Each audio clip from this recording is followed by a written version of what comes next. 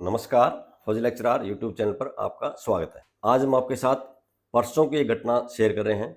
परसों मतलब सोमवार यानी कि 11 नवंबर की। ये एक ऐसी घटना है जो किसी के साथ भी घट सकती है।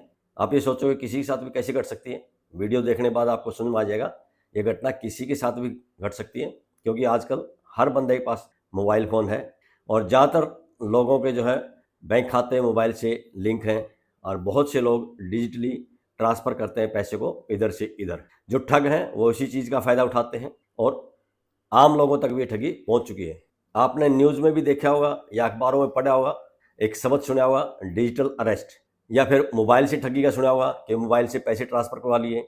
पहले ओटीपी पूछ के करवाते थे, कभी लिंक भेज के करवाते थे, कभी और सिस्टम से करवाते थे। जो ये घटना है परसों की, ये जींद की घटना है और एक ऐसे बंदे से पैसे ट्रांसफ़र करवा लिए जिसके खुद के बैंक में पैसे नहीं थे। आप ये सोचोगे कि खुद के बैंक में पैसे नहीं थे फिर ट्रांसफ़र कैसे करवा लिए? वीडियो देखने बाद आपको समझ में आ जाएगा। परसों दोपहर बाद यानी कि 11 नवंबर को सोमवार को दोपहर बाद एक टीचर के पास फ़ोन आता है। फ़ोन अननोन है, फ़ोन पे कोई लेडी बात कर रही है या कोई मैडम समझ लो। उसने बताया कि वो बॉम्बे से बात कर रही है। थोड़ा बहुत इनसे जानकारी लेती है, कुछ जानकारी उनके पास पहले से होती है और उनको बताती है कि भाई आप जो है हवाला में फंस चुके हैं, पैसे के लेन देन में, पैसे कारोबार में इधर से उधर। तो बंदे ने कहा कि मेरा तो हवाले से कोई लिंक नहीं है। कहने लगी आपका जो फ़ोन का इस्तेमाल किया गया है वो किसी ने किया होगा, आपके नाम से सिम लिया है, इस तरह से कुछ बातें की उससे। तो उसने बताया कहाँ से लिया? कहने लगा बॉम्बे से। बंदे ने कहा बॉम्बे में कभी गया नहीं। वो कहने लगे हमें नहीं पता, आपका सारा रिकॉर्ड है, हम आपको रिकॉर्ड दिखा देंगे।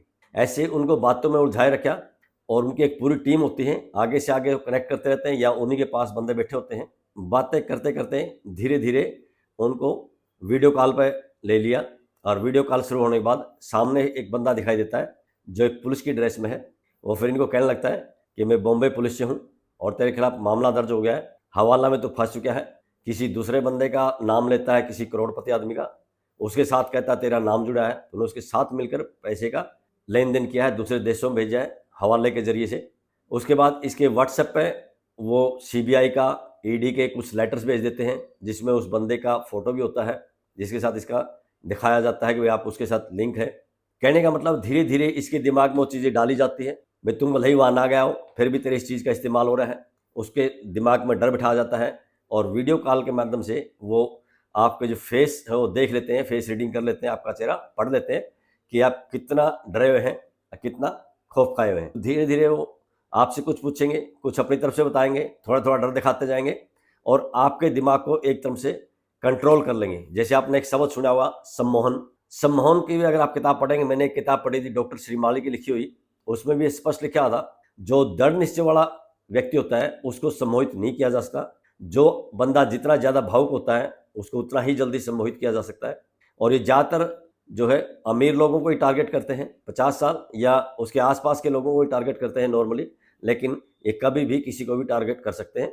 जैसे इस मामले में है, हालांकि बंदे की एज 50 साल से ज़्यादा है लेकिन वो देखते नहीं, देखते हैं पैसा किस तरह से निकालना है। बातें करते करते जब इसको डर दिखाया गया और कहने लगे आपको ऐसे फंस जाएंगे, ऐसे हो जाएगा, आगे से आगे डर दिखाते गए और बहुत जल्द ही उनको घर वालों से कट ऑफ कर दिया कि आप इसके बारे में किसी को नहीं बताएंगे, सबको बाहर निकाल दो। जैसे और भी कई केस में देखा हुआ, खिड़की दरवाजे बंद करवा देते हैं, पर्दे लगवा देते हैं, सबसे कट ऑफ करवाते हैं, किसी से बात नहीं करोगे, किसी को कुछ नहीं बताओगे, बता दिया तो ये कर देंगे, तेरी इतने साल की जेल हो जाएगी। यानी कि उस बंदे को पूरी तरह से डरा दिया जाता है और उसके दिमाग को पूरी तरह से कंट्रोल कर दिया जाता है। इसी तरह से इस बंदे को किया। लास्ट में जब इससे पैसे की मांग करने लगे, इसने कहा मेरे पास पैसे नहीं है। उन्होंने कहा कहीं से ही पैसे का अरेंज कीजिए, नहीं तो आप इतने साल के लिए अंदर जाएंगे।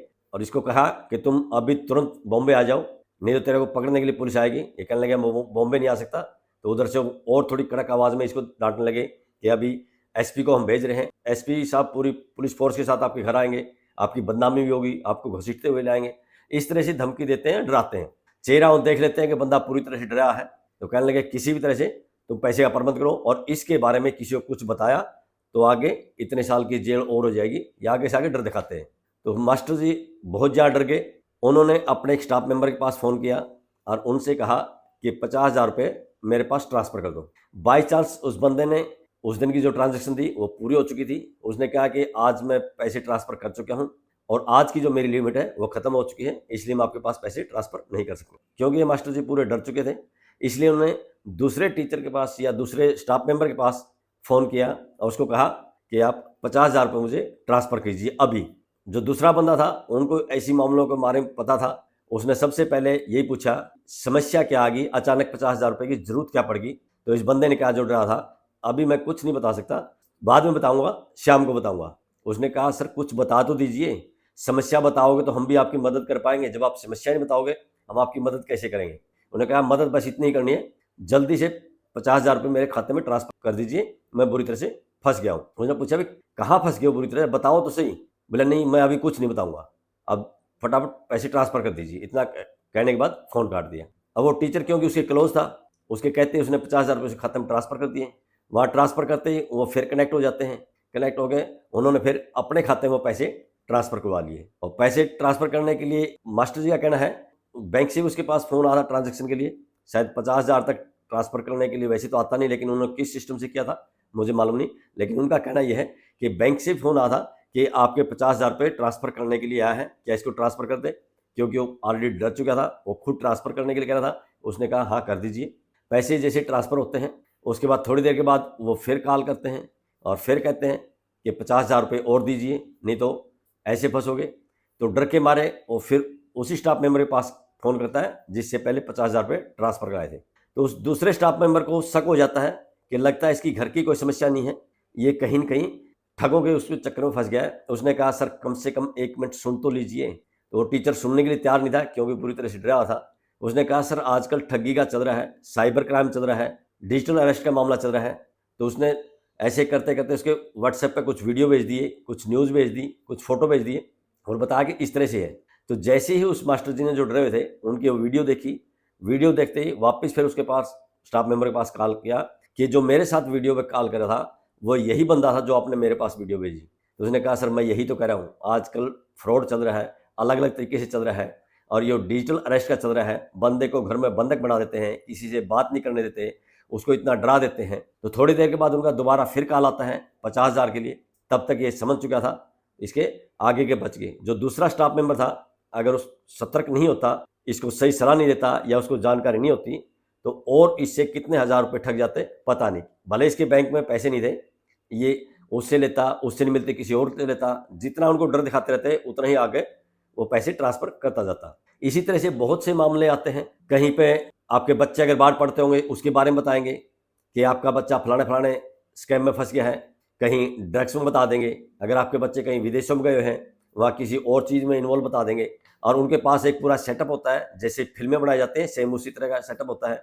वो पुलिस की ड्रेस में बंदे दिखाई देंगे, सीबीआई का दफ्तर भी दिखा देंगे, पुलिस का भी दिखा देंगे, वकीलों से मुलाकात करा देंगे कि जी हमारे पास वकील भी आपको बचाने के लिए। मतलब इस तरह से आपके दिमाग में बिठा देंगे कि जैसे ये आपके हितैषी हैं, आपकी बहुत सारी मदद करना चाहते हैं और धीरे धीरे आपको पूरा जाल में फंसा लेते हैं। अगर आपने आज तक की न्यूज़ देखी हो, वहाँ पर एक आज तक की रिपोर्टर थी या आज तक में काम करने वाली कोई लड़की थी, उसको भी इसी तरह से बंधक बना लिया था, फंसा लिया था, डिजिटल अरेस्ट कर लिया था और बड़ी मुश्किल से वो बच पाई है। हालांकि पैसे उससे ट्रांसफ़र नहीं करवा पाए क्योंकि वो न्यूज़ चैनल में काम करती थी, आगे से आगे क्रॉस क्वेश्चन करती गई, लेकिन धीरे धीरे वो भी फंसती चली गई थी।